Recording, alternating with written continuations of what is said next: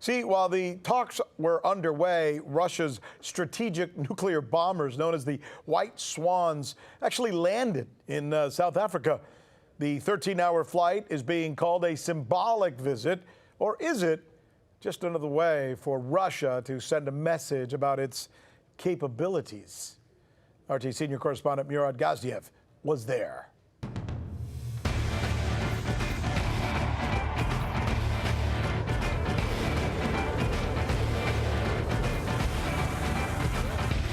And we have touchdown.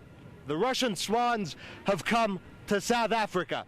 Blackjack, NATO reporting name, officially the Tu-160, Russia's strategic nuclear bombers.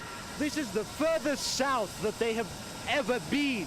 We're closer to Antarctica than we are to Russia at this point. Now, ordinarily, a nuclear bomber doesn't make the most welcome guest, but this is a symbol of trust between Russia and South Africa.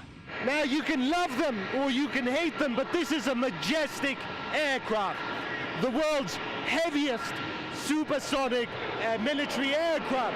This thing weighs in at almost 300 tons, capable of staying in the air for an entire day.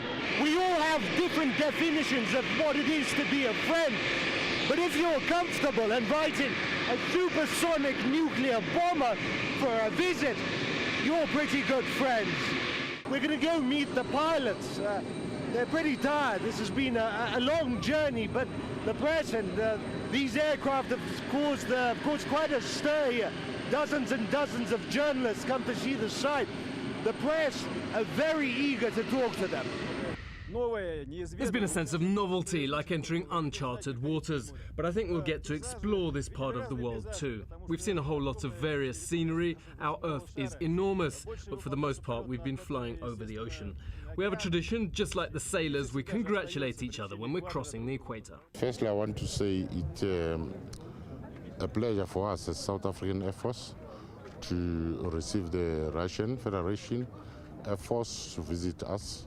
Of course, the conditions of the Air Force Base Waterkloof in terms of the length of the runway, we made our planning and we are sure that the two bombers will be able to land and be nicely accommodated here. The Russian side has been very, very careful to keep any and all politics out of this visit and its statements. But come on, we can read between the lines. Vladimir Putin is hosting dozens and dozens of African leaders. The world is changing, and Russia's message is clear. It's back in Africa. Old empires die and new powers are born. And for Russia, the 21st century, Africa is the place to be.